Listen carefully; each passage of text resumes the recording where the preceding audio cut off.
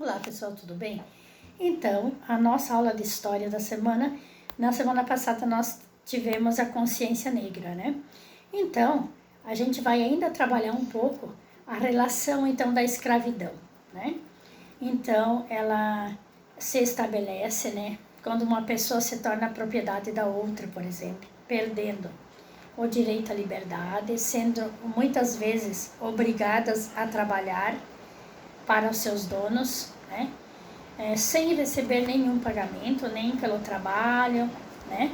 E mesmo que ela realize o trabalho, esteja realizado, muitas vezes não dá o direito a ela de ter um salário ou de receber um pagamento em troca do seu trabalho. Então a gente vê que isso iniciou lá no século XV, né? Quando que lá essa prática já existia, a mão de obra escrava.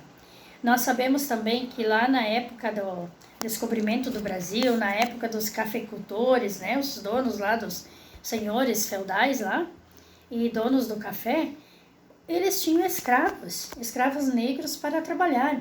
E esses escravos eram comprados, eram vendidos, eram alugados, eram maltratados, né, de diferentes formas, né?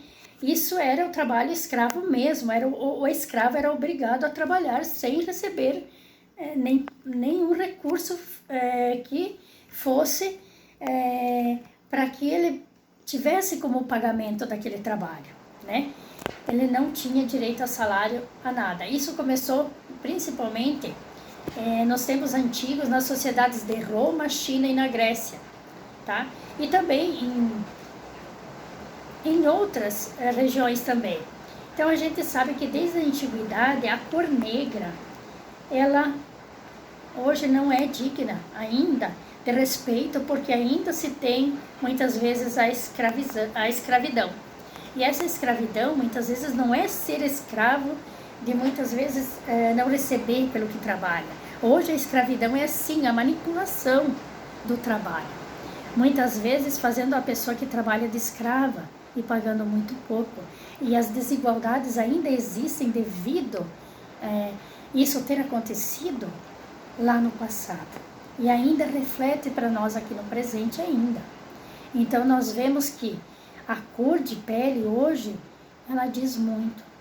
E muitas vezes, quando acontece algo errado, que se faz errado, sempre é culpa da pessoa que tem a cor negra, né? Muitas vezes.